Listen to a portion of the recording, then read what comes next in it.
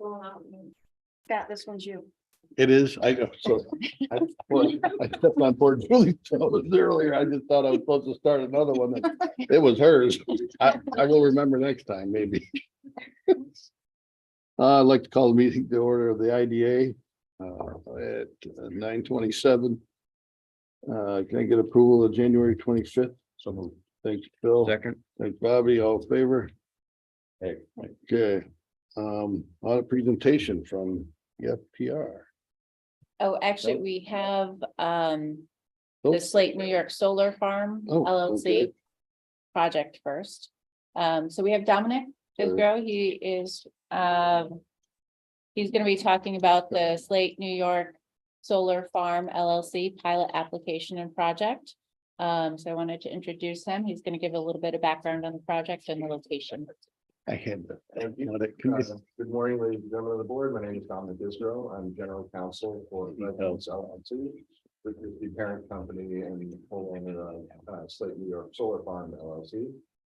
Resonance develops community distributed generation projects in Western New York. That's the purpose of the company. We have a portfolio of projects, including the project here on Slate Road in Wayne County, as well as some projects in Cattaraugus County and Broome County.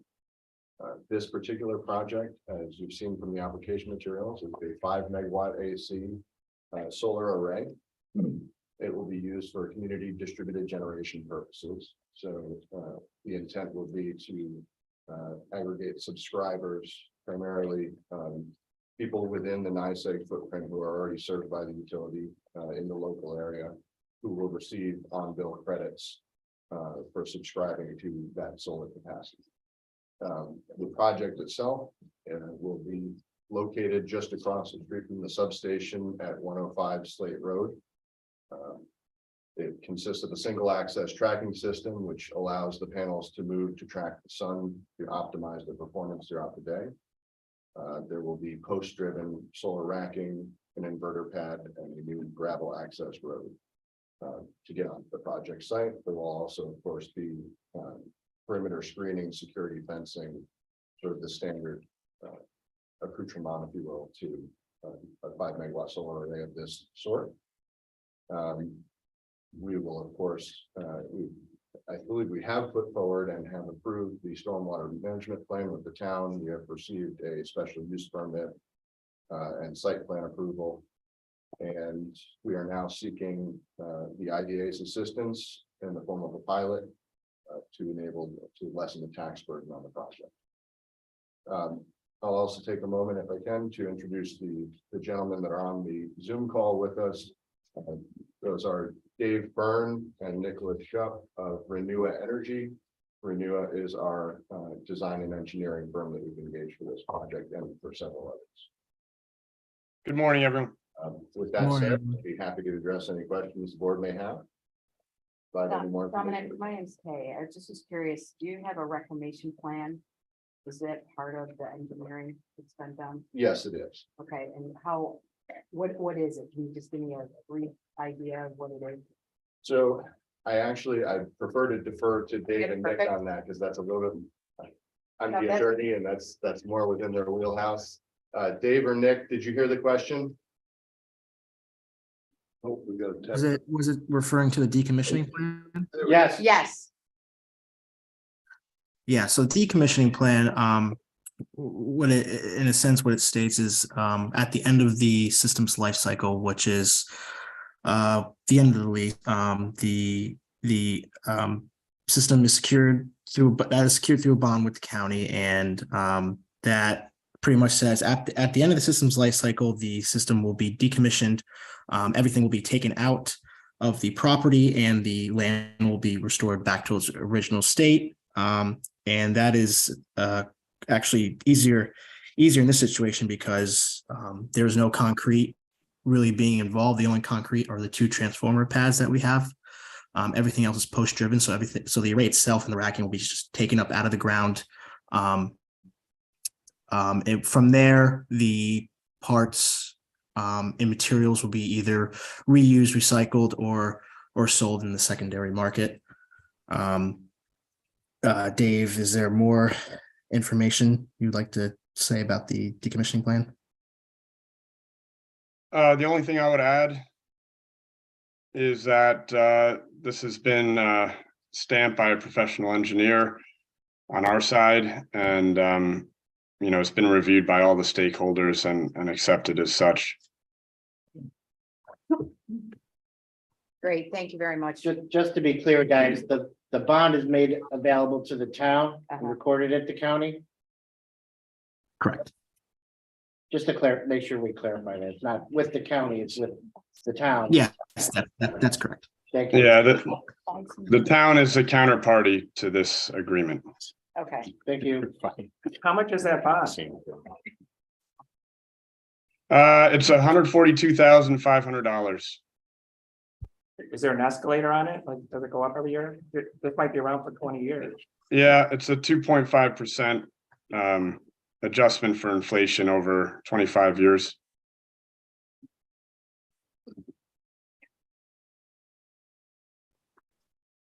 Other questions on the project? I have one other question. Is this a purchase of property or a lease? So residents through Slate New York Solar Farm will lease the property from the property owner. Seen some projects where developers have in fact purchasing property now. But point that out. Other questions on the project, guys? Just one other comment. We had our public hearing yesterday. We did not have any attendees other than Dominic and myself. But we did receive a public comment via email. We do allow for that. And I did read it at the public hearing. Just, I can read it for you if you'd like, but it is about a page and a half. But just basically it's from Don Wilkins, and he had concerned about it being in agriculture, in zoned agriculture, a pilot for a solar project. And how much benefit they will be getting, not just from the pilot project, but from other resources like the Build Back Better plan. In closing, he said he didn't think tax rate should be given for this project. But that is part of our public record and part of our script from the public hearing. So that's just an update from yesterday. Katie, do you comment back to those? No, it's just a public hearing, so we can't really, many times they do ask questions, and in fact, he does ask a question here. But we don't, it's not. So you supposed- never really get back then. They just are able to post it out. Okay. Correct, yeah. And I just have a question about utilizing contractors in Wayne County. Do you plan on putting ad in our paper to solicit local contractors to work on your project, or do you bring in people from, the counties where you've worked before? So it really depends on the project. We're not at that stage in development yet to be seeking actual EPC contractors and equipment. I should have added, we intend to probably break ground on this project, ideally to align with what we hope will be the pilot agreement in March, which, as I understand, is the county's preference in terms of starting a pilot agreement to coincide with, the end of the tax season or the beginning of the new tax season. So we do think we'll be able to break ground in spring of next year. Okay. Where do you solicit your contractors? It varies widely from project to project. We've done Like Contract Connect or something like that, or do you just go out in the local area to try to find what you need? I honestly, I can't. I can get back to you. I can talk to my principals and see if we can get you a better answer on that, but we've done projects in Nevada, California, various other states, and it varies on where we are. I think in New York State so far, this is probably the project of the portfolio that is most likely to break ground first. So we haven't actually had to acquire any EPC or equipment. It just would be nice, with a tax break to help the locals out. Understood. No, we'll certainly look at that. That would be good if we could do that. Get back to Brian. I will. And then let us know. Thank I you. will. Yeah, I will add that typically we look to utilize local help, especially for a lot of the site work. There's a lot of fencing that has to be erected. There is some grading, equipment pad area construction, etc.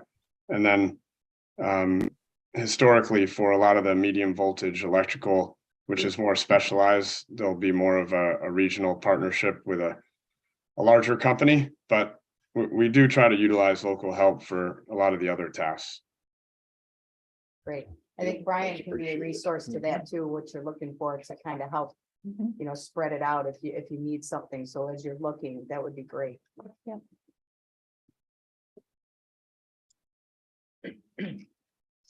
I'll add one other comment, just this is me personally, property maintenance plan, if you could, and this is really advice to provide information to the town about a local point of contact in case there's a problem, whether it's, I don't know, someone crashing through the fence or someone, excuse me, accessing the site inappropriately or other on-site issues, that there's a local point of contact and a name and a phone number so that if there's a problem, the town can follow up. And I know I've seen property maintenance plans and every now and then they're lacking a local person to contact. I think that would be helpful for everybody involved.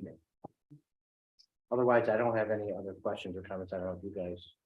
Anything else? That's right. You, Good. We need a motion to. Katie. Yes, yep, that's all I have. So this is the initial project resolution? No, this is Right, the project sorry. authorization Sorry. resolution. Yeah. Go ahead, Second go around here. I'll make a motion to. Thank you, Kay. I'll second it. Thanks, Bobby. All in favor? Opposed? Okay. All right. Thank you very much, Dominic, for your time Thank you very today, much. as well as you, David and Nicholas. Dominic, could Thank you. what's the name for me? Sure, it's ISGRO. Thank you.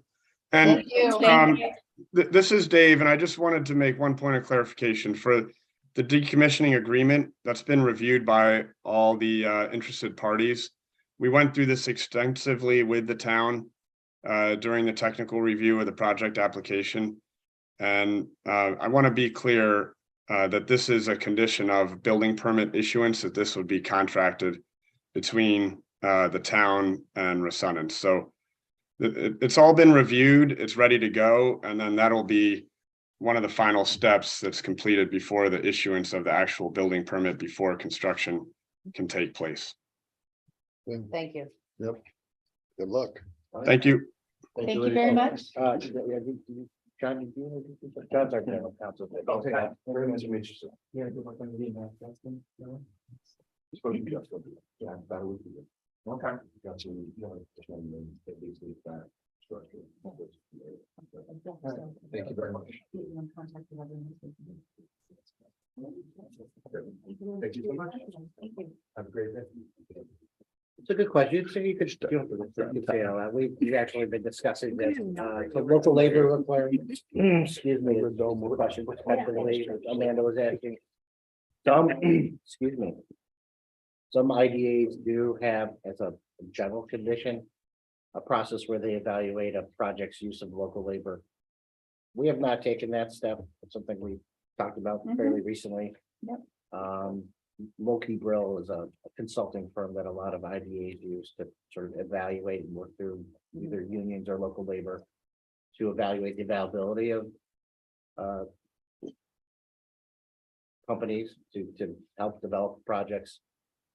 Given where we are in the region, I've sort of been back and forth on this. I mean, a lot of consultants, contractors come, or it's more of a regional basis than the county specifically. Right. But it is on the table for future consideration and discussion. If we feel like we, one, would be interested in putting a condition on approval on a project. And two, you know, an evaluation of the availability of the labor in the market to see if it's worth it all, frankly, at the end of the day, right?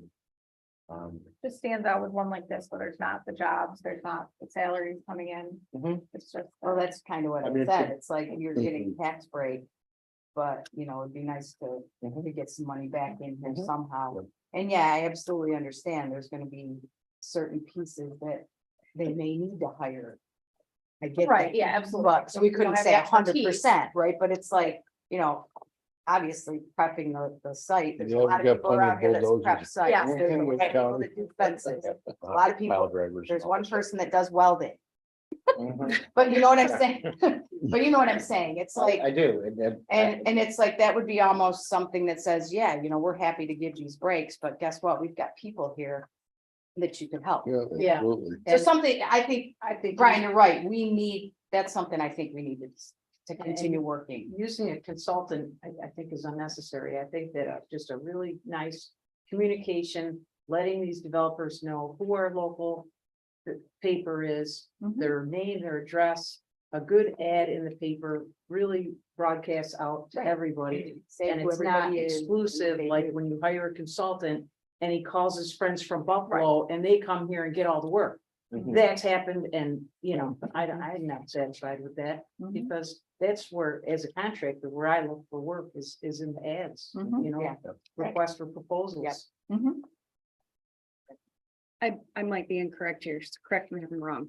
But the consultant would be for like our side of this situation to monitor that they are advertising and hiring. Not only Correct. that, I mean, it all comes down to like good faith efforts. I mean, we go through this with MWB stuff when we issue RFPs and there's replies and. And there's State NWBE on funding. this, right? In your contract? Say that. Isn't it the new thing? That there's NWBE requirements in the pilot? Is it the new? No, What was the new thing as of January 1? Oh, that's prevailing wage. Oh, okay, yeah, so it was just prevailing wage and NWBE. correct. But Oh, okay. solar projects are exempt from prevailing wage. Doesn't Wayne County Soil and Water have like a contractor list that they use for their Yeah. funded projects? Yeah, I they mean, do. that would probably be just Yeah. defer in that direction. Something and like see that, what I mean, it happens. comes down to, you know, an evaluation of a good faith effort on behalf of. Yeah, I don't think it can be Their anything other than evaluation that. of the unless it- availability of the market. Yeah, Yeah, their cost. Right. well, Put a contingency. we'll on walk it. through developing a policy for. Yeah. I don't know if we'll be in the UTEP or not, but we'll work on developing That's a a, good question. I'll we'll look work on into that. developing a. Yeah. Walking through the process of bringing you guys a policy that we can consider as far as. The provision of local labor relative to the benefits that we will provide. Sounds good. Okay, now we go to the audit discussion. Before we move on, real Nope. quick, I'll just mention Okay. this. Sorry, I'm sorry, That's since okay. we're talking about solar, the county board of supervisors, yesterday. Approved the county opting out of real property tax law 487, which is what sort of provides this sort of. Blanket exemption from the beginning. I'm making sense when I say that, but the state law. Provides for an exemption sort of automatically with notice to taxing jurisdictions and then. Taxing jurisdictions replying and saying, we know you're exempt, but we're gonna require a pilot. Taxing jurisdictions have the option of opting out of that. So that effectively, we're starting from the point of you're fully taxable. You know, this back and forth and all these notices and the opportunity frankly for. Taxing jurisdictions to miss a notice and or the timeline required to reply. So that as projects are approaching us. Moving forward, at least from the county's perspective, it will now be fully taxable. And I've helped, hopefully I've provided the town with enough information and advise them. That they should also opt out, and I'll be following up with the schools as well, so that we're all on the same page, starting from. You're fully taxable, pilot's still on the table. It's all relative to state policy and benefits and our role in. Providing benefits for these types of projects. So I thought I would mention that, given. The connection between the county, the taxes and the process we go through there. Thank you. Sorry. Oh, we're good. All right. Let's get to the fun stuff. Audit. Audit, yeah, bless. Go ahead. So we had the audit committee earlier. EFPR presented their financial statements to the audit committee. If we want to scroll down, we're just going to touch on a few of the key points. Long story short is over the 2022 year, businesses are back in business. It's looking much better than 2021. And our agency fees that we've taken in, showing the pilot closing and stuff like that will totally demonstrate that fact. Sure. Yeah. So this is the audit wrap document. They just go through all of the wording for all of the financial statements in there, what they look for, what But note the the bold, processes they note the did. bold statement there at the bottom right here. They did not identify any deficiencies in internal control, Yes. Thank you. so our internal controls are doing great. That's a good Yes. thing. That way we don't get. There is an additional document we'll look at a little bit later, but it's our internal assessment of internal controls. It's a assessment we look at every single year. It hasn't changed since last year, but you will see that in this report as well. And that's posted on our website.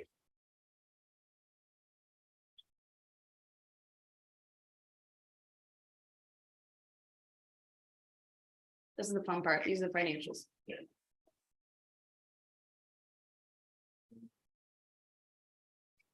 Okay, so, like it says here, the liquidity remains strong, at over $2 million of unrestricted cash. That is a $450 increase from, cash of operations. That's where we're making the money.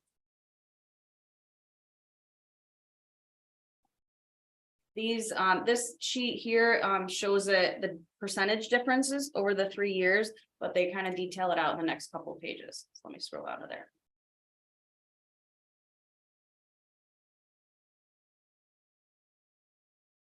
While we're going through this, there is one big change for the IDA books. And so there was a sale of the land, 10 acres, 10.09 acres in Ontario to Harbeck Northern Bio back in January of last year. So that is resulting a gain on a sale of asset for about $67,000. We also noticed when we were going through these for the 2022 year that there's 32 acres and something. Also in Ontario, different tax parcel that has been on our books. It has a recognized amount on our books back from 2008. We are adjusting it for a impairment loss of about 114,000 down. And that's to reflect a recent appraisal that we received on those 32 acres. So we're making our books recognize the actual value of the assets we have compared to 2008's value. John, any idea why it was recorded at such a high amount back in 08? I have no idea. Yeah, 400,000 was the value of that property, at least as it was recorded in our books, but. Could it just be a high appraisal? 77 acres, wasn't it? Then they were $400,000 for the, I think we bought 77 acres from Dorothy Zimmerman. Yes. And I don't think we paid over 400,000. And it was all lumped together, like all of the assets were lumped together back in 2008. So it's hard to, Break them out. yes. So that's why we're updating the books. We're cleaning them. What value are we putting on it now? So we are under contract with You're using APA. a contract price, right? We had an appraisal prior to That's our agreed upon And that's what sale it was, price, 150. which is part of the required Right. disposition process. under the IDA. within Required to complete a recent They had a high appraisal of the sale property. that So we period. got a statement of appraisal and Before it came I out. get the number, And I but truly. it's think what's back then, reflecting the change, the 32 acres, 114,672. Yes. back then, Effectively, what we had on the difference between what we had on the books and what the appraisal says the properties were. Okay. We'll clarify that paragraph in our audit bylaw. I'm gonna walk through some of the language to make sure it's clear enough a little bit. cash equivalents between 21 and 22.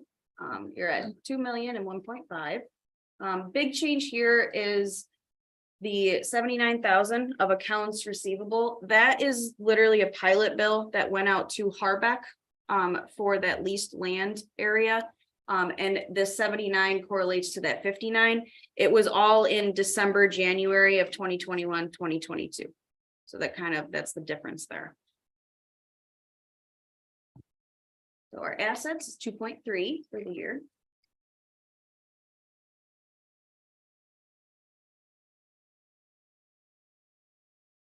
The agency fees, administration fees, that's the closing fees that we take in for the pilot closings. As you can see, like we mentioned earlier, that businesses are back in business. They're starting to do more contracts, build more buildings. So we've gone from 106,000 revenue last year to 317,000 for 2022. And this is the land that we were discussing. So 67,000 is the gain on the asset for selling it to Northern Bio.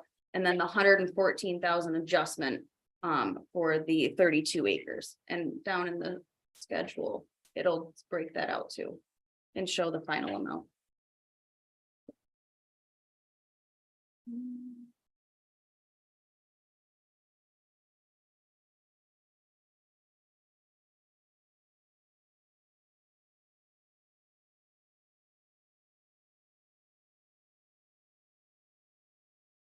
This is a CD that we were mentioning earlier in the audit committee that's maturing, that we are going to look for investment opportunities moving forward. So that will be presented in May. So here's the difference with the property and the equipment here. So you see our beginning balance at the 400,000. The increases, which is that's your depreciation.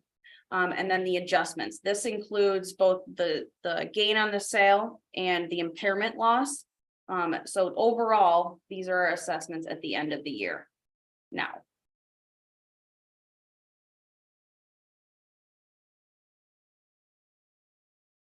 This statement here that relates to the pilots, in yellow, we have been talking to the Paris auditors, over the past lengthy discussions over the past week or so. We did finalize everything yesterday afternoon, so I sent off our update to Mara. She's going to update this in the financial statements, but where it turns out to be, there's 41 pilots in the program, and we're going to update this number to match the monies that were received in and sent out to all the taxing jurisdictions.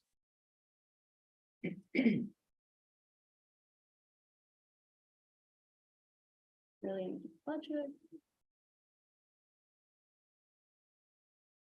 So that's the audit report. They didn't have any significant changes on our books. They do one transaction for us every year, and that relates to pension liability.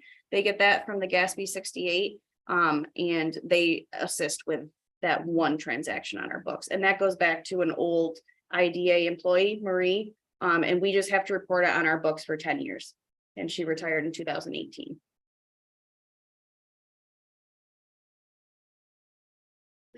Any questions on the audit? Anything? No, I actually don't know if Gatsby is. Gatsby? Talking about it. There's a.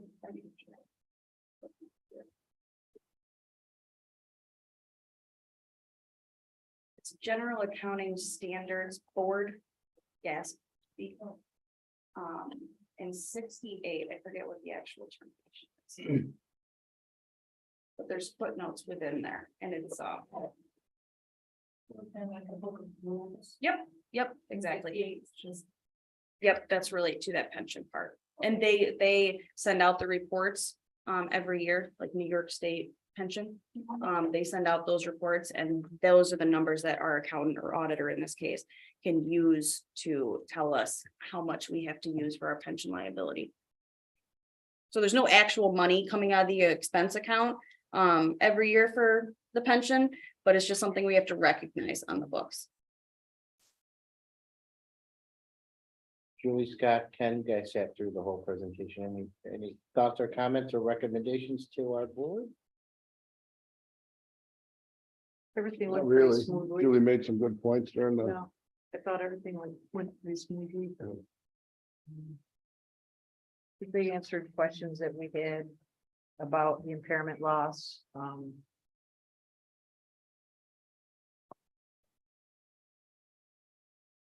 We asked a question about where they had listed insurance for CFBC for 3,400, and we clarified that it was not insurance, that it was actually their fee for the audit.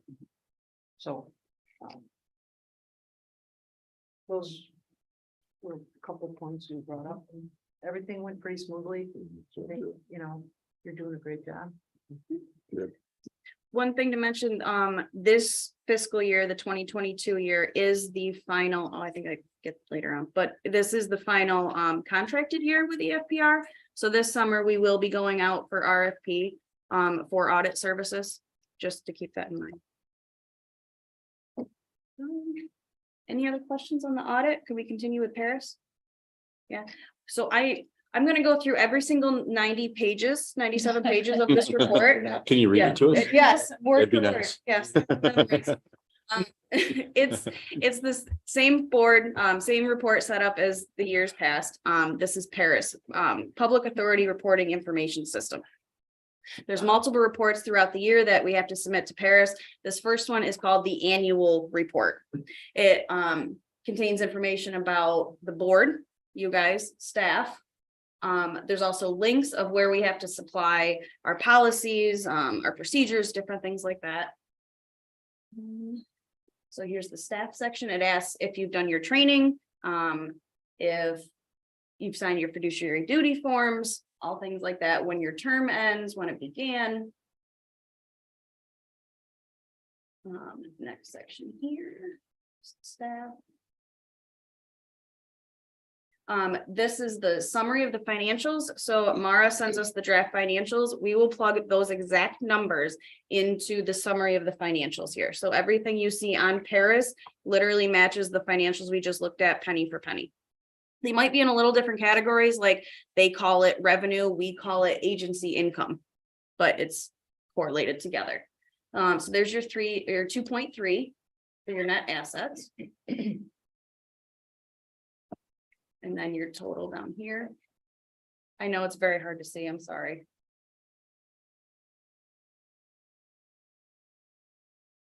So it breaks it out being operating, non-operating.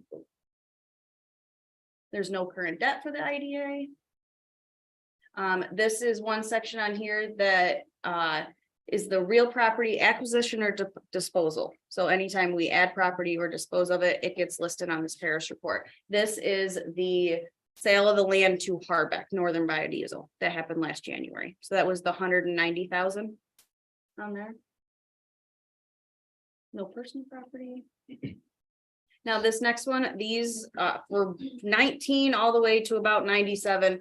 This is the summary for every single pilot. So there's 41 pilots. We have to report all this information relating to it, including sales tax, mortgage recording tax, any local property tax, county, downtown, village, school, all of that in tax exemption. And any of the pilot payments that go to. Mara and her team also does compare these to our financials that we show in QuickBooks to make sure they match. That's that total number. That's going to be fixed on the top part in the yellow section.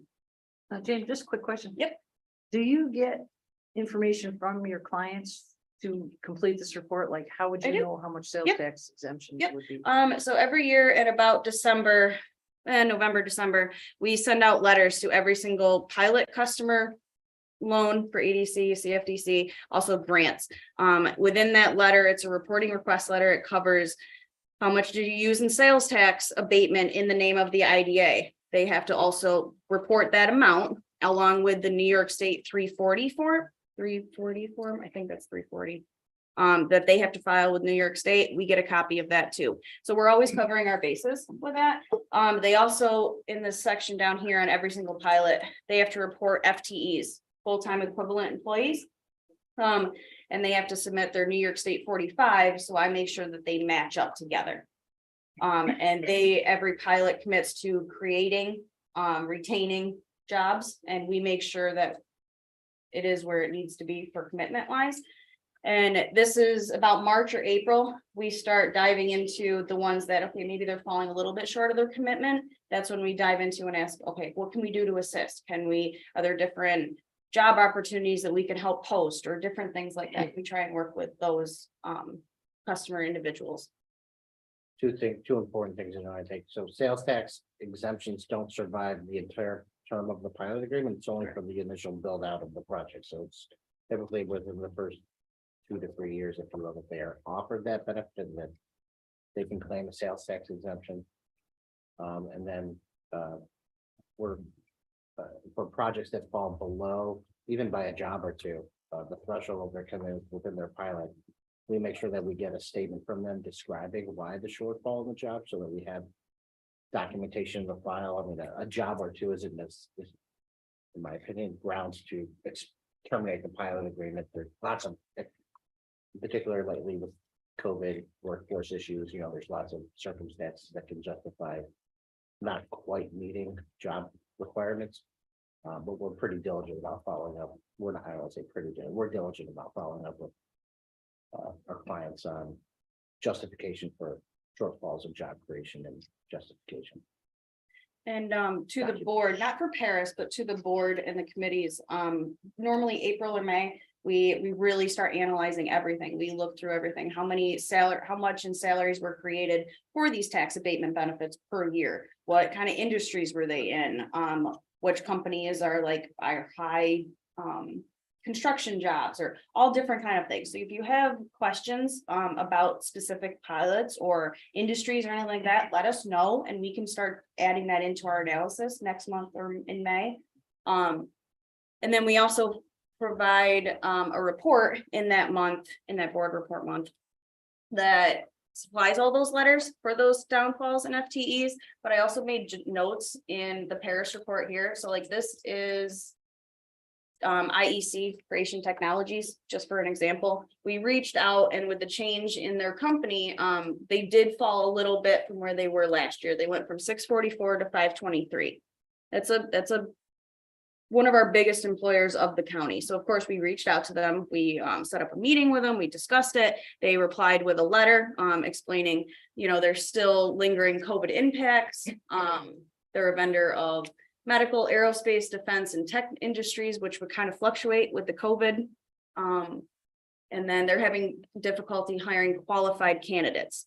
And he specifically said, he's like, they just don't show up for their interview. So we're also going to follow up with them. There's some guidance that we received from the Department of Labor that we've supplied with him. We also plan on meeting up at Creation Technologies in the next couple of months. So this is stuff we're following up on. I think that's great, because then, you know, then there's like that edge factor. Yeah. Potential, so. Yep. I think it's very powerful. Yeah. So yeah, this is a very big report.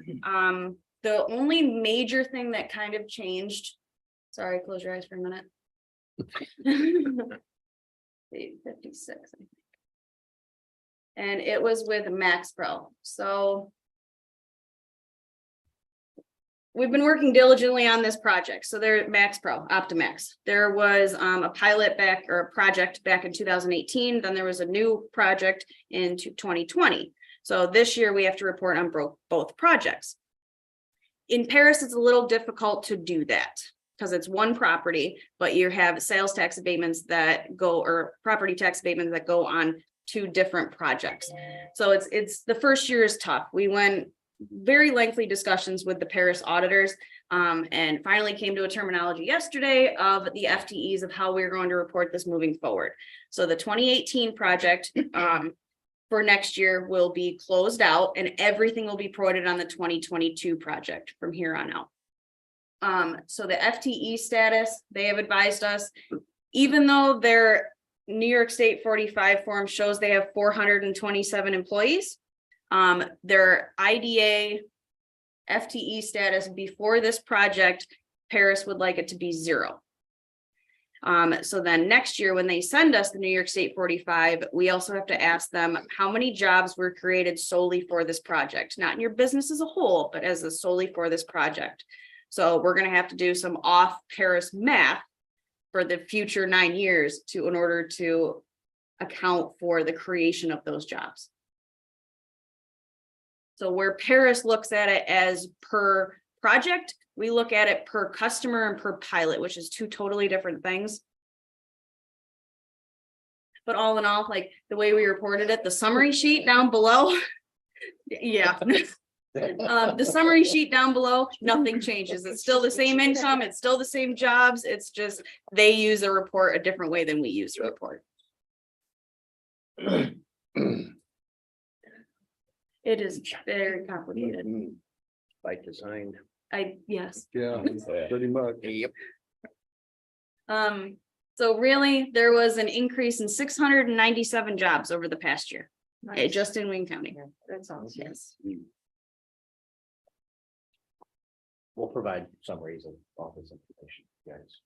The next couple months will be fun. You'll get And charts that's and just graphs. the 41 people that have pilots. Correct. Yep. Yeah, that's just, yeah, that's not all. It's projects that were supported through the IDA. The other section for this resolution, it talks about the certified financial audit report. It's literally a one-page document. I didn't even print it off, but it's where we have to post the audited financials that you approve on our website and submit it into Paris along with a link. So I didn't print it off, but once you approve the audit, then we can move forward with that part. So any questions on, I know that's a lot. Nah. Yeah, I was telling Scott, I'm like, I work all of 2022 Yeah. for today. Yeah. Yeah. You want us to ask more questions? Yeah. But I probably know the answers because I've thought of them. Jamie's great at communicating along the way. Maura's always very complimentary about us providing information early on in the process and their ability to work through our audit. And that they're always providing very positive feedback on the process, internal controls and all the other things we do relative to tracking information. So I know that I don't mean to speak with you. I'll speak for myself. Yeah, no, Yourself, that's I'm- great, yeah. Yeah. She always does it great. You did great work. Biggest Very good. thing is, I'm like, I don't want to, I'm like, I don't want to fill your email with really long documents. Biggest thing is transparency. We're just trying to be completely transparent on all of our reports, all of our audit figures. Like we went back and our management talked to the auditor saying, we want it split out. We don't want it all numbered because then it looks weird. We want it to tell a story. It really is a lot of ongoing communication. Yeah. Jamie and Kate talk a lot about this stuff. Yeah. I appreciate it. They definitely keep me in the loop. We have a lot of nuance and deep dive conversations along the way about the way things are going. And it's a credit to both of them, on general management of all the things that we do. So there's a resolution. Correct. Anything else? I'll make a motion. Thanks, Kay. Thanks, Phil. All in favor? Opposed? Okay. You're up again, Jamie. Fiscal. Oh, this is the list of the annual assessment of our internal controls that I was speaking about earlier. This document goes on our website. It's just a review of our internal policies, if we're following it, if we think it should be changed. But we have a policy and a procedure for each.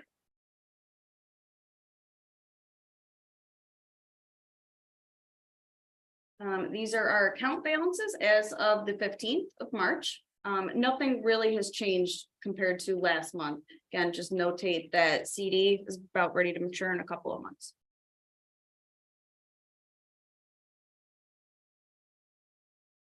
Questions for Jamie? In your packet, I believe, everyone has a copy of our department's annual report, so this might be copies there too. might be a slight change to what I've provided in the past, but I feel like it's important that you guys kind of get the full picture about everything that's going on here, not just you on the economic development side of the office, because our work through the planning department, through that staff is certainly connected to the work we're doing here through our agencies or in general economic development. So what is it, 3 or 4 page, 3.5 pages? It's not terribly long.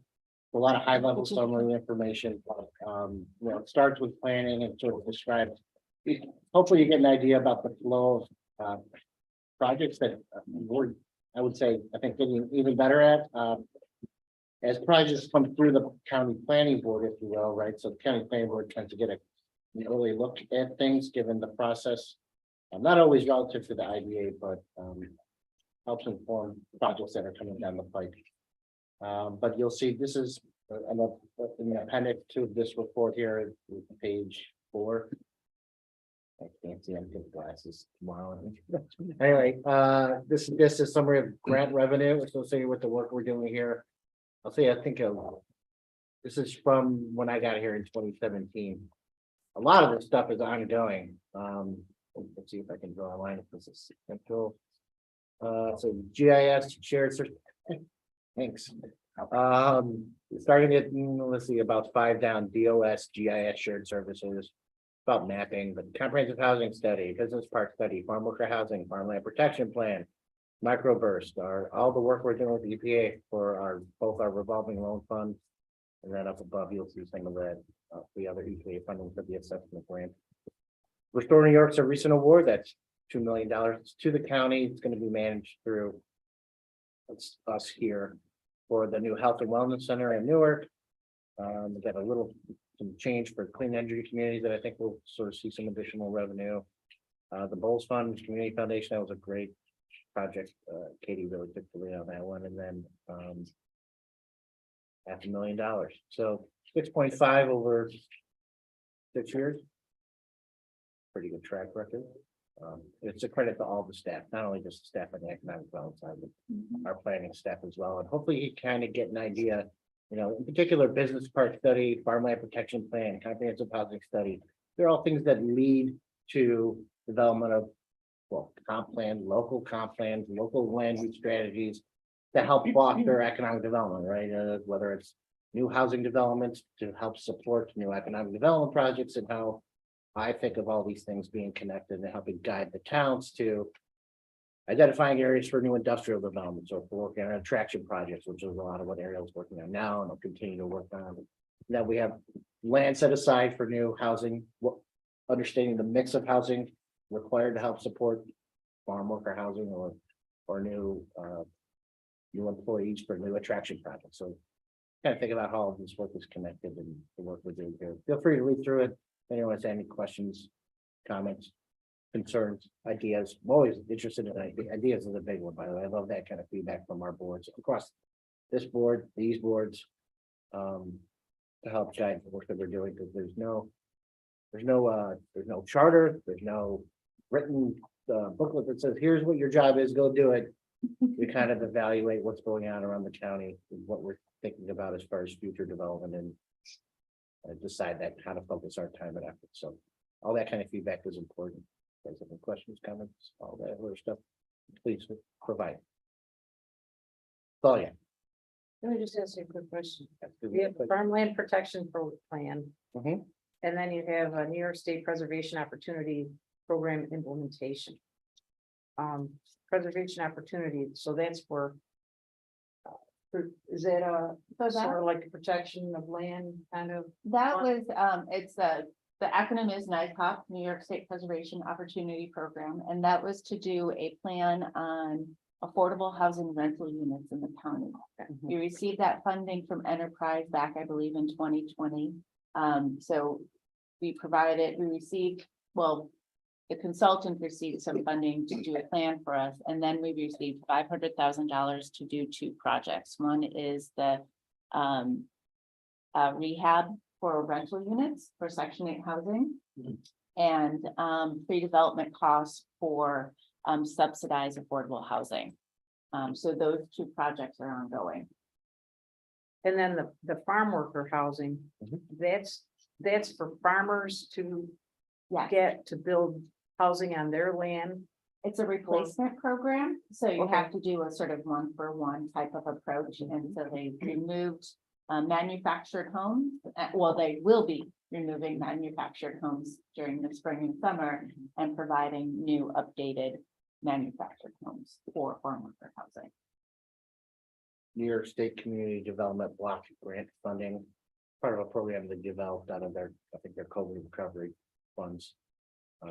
Certainly relevant to the workforce in our county. Oh, yeah. So it seemed important. I think that, leverage those funds and take what they would be willing to give us. We're gonna do 7 replacement projects with that funding. We could probably do 3 times as much. It was a limited pool of funds. But hopefully if we can demonstrate capacity and our ability to implement a program, we can continue to do that and make sure we're quality housing for our farmland. There must be some kind of zoning restriction on how many trailers you can put on your property, which is considered a trailer park. Not with micro housing. Yeah, I was gonna say. No, it's federally regulated under MISPA, I believe. Which basically is up to the Department of Health to permit. Yes, I would think. Not really sort of the same deal, so related to the business. It's ag exempt. Good way to develop a pre-existing non-conforming trailer park. Well, and so that's the basis of this program, because most of the housing that these projects replace are almost derelict. I mean, they're to the point where the Department of Health won't approve permits anymore. So. Does that same grant work for if a farmer wanted to buy a house and reno it? No. No. It doesn't. Yeah. It could. It could, but That's that's not not the yeah, scope of the- what we're yeah. doing. Yeah. The challenge with that is basically when the house was built and if it had any hazardous material like lead or asbestos. Because if it goes over 25,000 for rehab of a project, you have to abate all of the lead, which then can really end the project. Because this is CDBG money and that $25,000 mark just. can But wouldn't really that be change the considered project. new housing and not replacement housing? That's what so this. That mobile takes home- out that one for one. Yes, so this is replacement, where Right. that would be rehab. There is other funding available to do rehab. But when it comes to CDBG and lead, if it does go over 25,000, it can really hurt a project. Yeah, So it's interesting, there is money for. Okay, yeah. Usually can't raise the building. No, no. It's-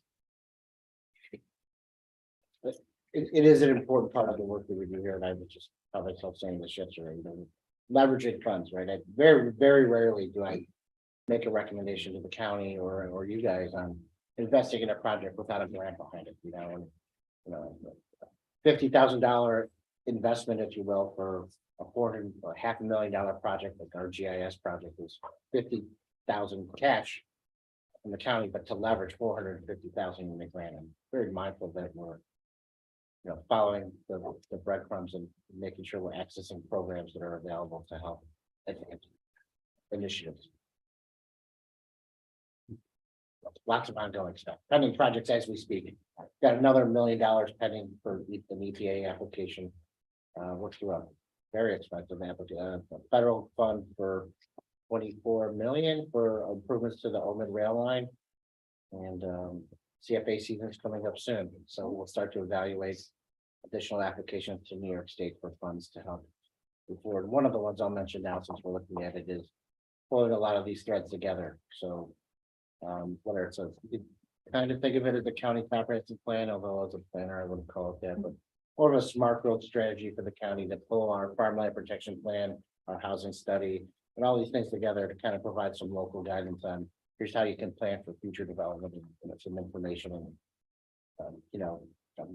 informed decision making, right? And that data coming through all these plans would help guide town boards and zoning boards and development of future plans.